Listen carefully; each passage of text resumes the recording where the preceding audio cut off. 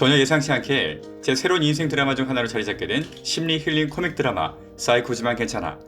그러나 모든 좋은 것에는 결말이 있듯 사이코지만 괜찮아도 결말을 향해 달려가고 있습니다. 정말 아쉽네요. 하지만 이런 아쉬움과는 별개로 처음만큼이나 완성도 높은 결말을 보여주면서 시청자들을 달래고 있습니다. 15화에서는 제가 이전 영상에서 다뤘던 내피셜들이 사실상 모두 맞아떨어졌는데요. 보는 저도 소름이었습니다. 줄거리 정리하면서 그간 내피셜과 일치했던 부분과 제가 개인적으로 생각은 했지만 근거가 없었기 때문에 내피셜을 미처 다루지 못했던 부분들까지 모두 짚고 넘어가겠습니다. 지난해 수간호사 박행자가 도의제라는 사실이 밝혀졌습니다. 상태를 납치한 뒤 강태를 홀로 저주받은 성 문영의 집에서 맞이한 도의제. 준비된 남자 강태를 힘으로 어떻게 하지 못하기에 도의제는 좀 색다른 계획을 갖고 있었습니다. 그건 바로 강태를 도발해 자신의 목숨을 앗아가게 만드는 것. 만약 그렇게 될 경우 딸인 문영은 다시는 강태와 함께할 수 없게 되기 때문에 그녀는 그렇게라도 딸의 행복을 빼앗고 싶었습니다. 도의제는 강태에게 자신의 집에서 일하는 아줌마였던 그의 엄마가 문영을 놓고 상태가 다니는 병원에 한번 가보는 것이 어떻겠느냐 이렇게 말했다는 이유로 그녀를 죽였다고 합니다. 고작 그런 이유로 자신의 엄마를 해친 도의제를 보고 강태는 분노하지만 그녀의 목을 조르는 순간 고문영의 말을 떠올립니다. 그래도 엄마는 엄마니까. 잠시 주저하는 강태에게 주사기로 진정대를 놓는 도의제. 강태는 약기운에 쓰러져 갑니다. 이때 곰령이 들어옵니다. 강태를 보고 문영은 도의제를 찌르려고 하지만 강태는 손으로 그녀의 날카로운 펜을 받아내며 말합니다. 나랑 약속했잖아. 이러지 않기로. 만약 나비가 나타나도 절대 죽이지 말라는 말에 대해 강태는 얘기하는 겁니다. 쓰러져가는 강태를 품에 안고 패닉 상태에 빠져있는 고문형. 그런 그녀를 도의제가 찌르려고 하는데 그 찰나에 진정제에서 깨어난 상태가 도의제의 뒤통수를 동화백과로 칩니다. 내 동생들 괴롭히지 마. 내 동생들 괴롭히지 마. 쓰러진 도의제를 뒤로 어린 시절의 모습을 한 문영, 강태, 그리고 상태가 보여집니다. 경찰이 출동해 도의제를 체포해 갑니다. 자신 때문에 거듭 상처를 입는 강태를 보며 문영은 두영제를 집에서 내보내고 혼자가 되어야 되겠다고 다짐합니다. 하지만 문영의 본심을 알고 있는 강태와 상태는 그녀의 집 밖으로 나가지 않으려고 하고 밥도 입에 대지 않는 그녀를 위해 강태, 상태, 이상인, 재수, 주리 엄마 등 모두는 합심하여 그녀에게 밥을 먹이기까지 합니다. 이 과정에서 강태는 누워있는 문영에게 의좋은 형제 이야기를 해줍니다. 형과 동생이 서로를 챙기기 위해 밤에 몰래 서로의 집 앞에 쌀가마니를 놓는데 결국 둘 다 고생만 했다는 이야기입니다. 이야기의 교훈으로 의좋은 형제는 같이 살아야만 된다 라는 재미있는 해석까지 그녀에게 말해줍니다.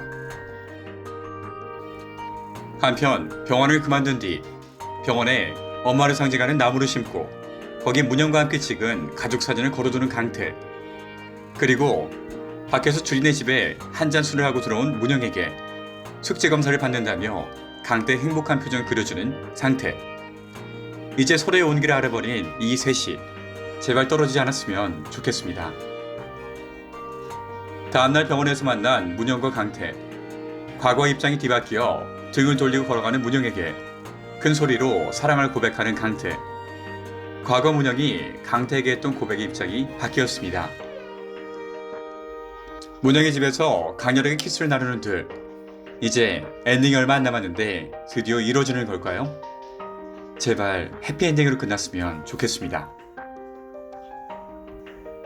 마지막으로 이번에 공개된 떡밥 회수 중 내피셜 영상과 일치했던 부분을 간략하게 모아봤습니다.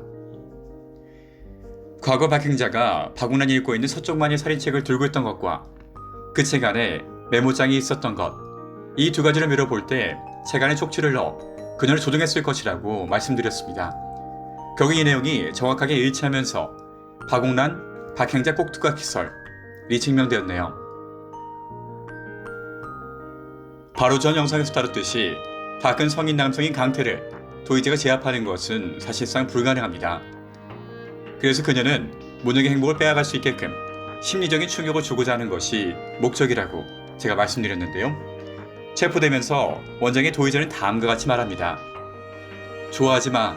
결국 내가 다 이겼으니까. 쟤들 절대로 같이 못 있어. 내가 그렇게 만들었거든. 이것들 이외에도 박형자가 일하여 문혁을 공격했던 환자의 살인을 이끌었다는 것과 사실상 모든 뇌피셜이 다 들어맞았습니다. 이번에 한 가지 아쉬움이 남는 부분은 상태의 트라우마가 치유되는 과정에 대한 이야기를 뇌피셜로 다루지 않았다는 점입니다. 상태는 어린 시절 엄마의 죽음을 무력하게 지켜만 본 자신의 약한 모습에 트라우마가 생겼습니다. 물론 자폐증은 그 이전부터 있었고요. 이 트라우마가 치료되기 위한 가장 좋은 방법은 동일하게 사랑하는 가족, 상태 문혁이 위험에 처한 상태에서 두려움을 극복하고 용기를 내어 그 둘을 구하는 것이었습니다. 때문에 14화에서 상태와 강태 그리고 도희재가 재회했을 때 본능적으로 강태가 당할 때쯤이 되면 상태가 일어나서 구해주겠구나 이렇게 대충 감은 잡고 있었습니다. 하지만 아무리 뇌피셜이라고 해도 극중 제시되는 근거 없는 말을 막 던지는 것을 자제하고 있었기 때문에 이 부분은 다루지 않았습니다.